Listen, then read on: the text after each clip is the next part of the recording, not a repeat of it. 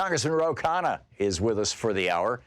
Here's a particularly interesting call. Check this out. Leave your comments, ding the bell, share it with your friends, and subscribe to our channel. Mark, you're on the air with Congressman Khanna. Hi, gentlemen. How you doing today? Great. Great. My question is, looks like Trump's going to run on the economy, but how can we have a great economy when you got to cut Social Security and Medicare for seniors? And what kind of economy is that going to have for them? Mark, it's a great point. I mean, the economy that Trump is running on is one that is tax cuts for the wealthy and has no understanding for how difficult it is for seniors or working class Americans to pay the bills. I mean, if you cut Social Security, how are they going to have retirement? How are they going to afford housing? How are parents going to be afford to send their kids to college or get prescription medicine? That is the Democratic vision on the economy, that every person should be able to afford the basics of what it takes to be in the middle class. And that's the contrast we will draw. Reginald in Houston, Texas. You're on the air with Congressman Khanna. Hey, yes, thank you, Congressman Khanna, for being one of 8 representatives to go against the $737 billion war spending budget. And we're talking about, we're looking at Black History Month, and Dr. King said we need to put this money instead of war on a poor people's campaign. Now, if we are talking about we need Social Security, we need housing, we need the food stamp voucher, we need all these programs.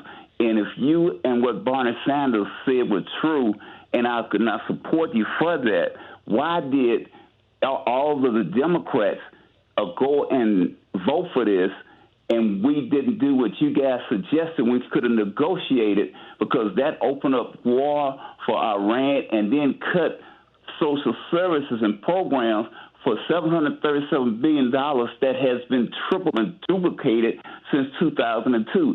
Where can we hold our Democrats accountable for that, the same way that they got up in bipartisan with Venezuela? I'm trying to get behind us. I'm supportive of Bernie, but when we get you guys in office, then you vote against the will of the people for whatever reason or motive he had. That is not humanitarian and a war against poverty and on the poor people's campaign and trying to keep peace in the world. Reginald, I appreciate the very eloquent question. I mean, you're absolutely right that we have voted, many Democrats including, have voted for a defense budget that increased the expenditure $120 billion from where Obama left it. Bernie Sanders and I opposed it. There were about 48 Democrats who opposed it. But that $120 billion could pay for every American to get free public college, to get free trade school. It could pay for school lunch for every American. And it's really a question of our priorities. The budget, the defense authorization also had my amendment, which would have prohibited the Soleimani strikes. We had zeroed out funding for any offensive action against Iran. My amendment passed the House. It had majority support in the Senate, but it was stripped in the negotiation, and I think our side acquiesced too easily to giving the Pentagon a blank check and all of the money they wanted. We need to be much stronger in standing up against endless war and investing in our priorities. Julie in Somerset, Kentucky. You're on the air with Congressman Khanna. Hi, I was calling to ask, is there any movement in the Democratic Party behind getting rid of the Electoral College? Julie, I think there is a movement called the 270 vote compact, where states voluntarily are passing legislation saying they will allocate their electoral votes to whoever wins the popular vote. And of course, once you get states that total 270, that will become the process. So my sense is that's the most effective way to do it.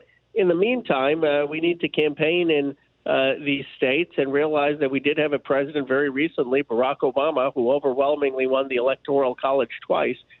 So it's not impossible. I think I'm biased, of course, because I'm Bernie Sanders' co-chair, but I believe he will win the Electoral College if he's the nominee.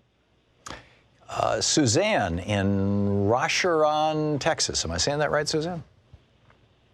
Mr. Ro Khanna, I like you as a senator, but I'm so concerned about us moving into a proto-dictatorship, and I'm too old to be put through this strain. Can y'all please get rid of Trump? Please. Well, Suzanne, thank you for your call, and I hear this concern all the time. I mean, Trump is shredding many of the basic norms and institutions of our democracy. One of the things I think we've all learned is that it's not that what keeps democracy going is not just the actual separation of powers and institutional laws. The president has disregarded that, but also the norms of a society that most leaders observe. And this president lies without any second thought, has coarsened the public debate, has elevated vulgarity, and has no respect for the competing branches of government. So I agree with you that it's going to take a long time for this country to recover. We are a very resilient nation, and the future is bright when you look at some of the new members of Congress who the country is electing. But every day that Trump is there does more harm to our nation. James in Spokane, Washington. You're on the air with Congressman Khanna. Hey, at least we're not in jail at this point, guys. Yet. Yeah, count our blessings. Not in the hospital, too. That's good. The point I want to make, these corporate Democrats are support. I can't believe this. Juan Guaido was at the State of the Union address, which is not surprising, unexpected, but not surprising. But Nancy Pelosi gets up and applauds the guy. You know, that's just turned my stomach.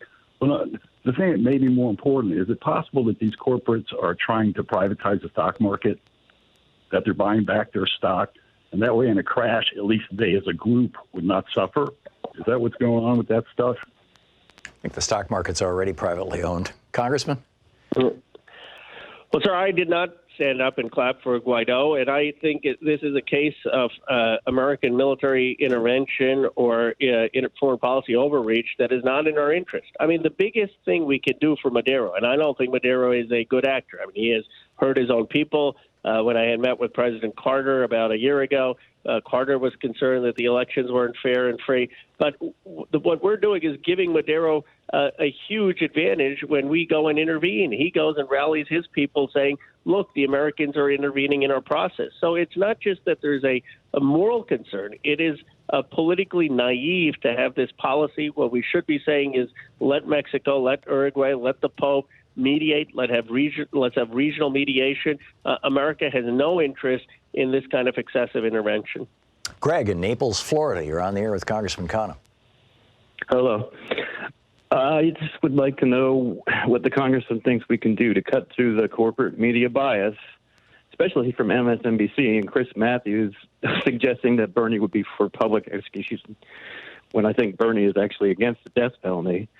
And I don't know how many times they're going to ask him how you're going to pay for it when his answer is it costs less. We can't afford not to do it. So the DNC needs to go left or lose again. The only thing that would lose the election and give Trump another term would be the DNC trying to keep Sanders out of the race.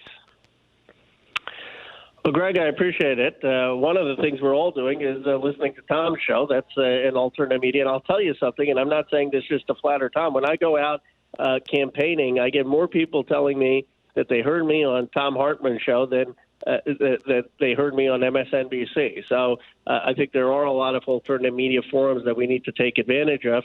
The second thing is that Bernie Sanders' platform actually is very simple. He basically believes every American should have the same opportunity that this country gave to me, a son of immigrants. I had a good public education. I grew up in a middle-class family that didn't have to worry about health care, didn't have to worry about school lunches. My parents didn't have to worry about child care, and I had a great opportunity at the American dream. I mean, I represent Silicon Valley. Bernie Sanders is not talking about making Apple computers a government-owned entity. He's not talking about anything radical. What he's saying is let's fulfill the New Deal so every person has the chance to get a future in this nation. And I believe that that's why it's resonating with so many millions of Americans.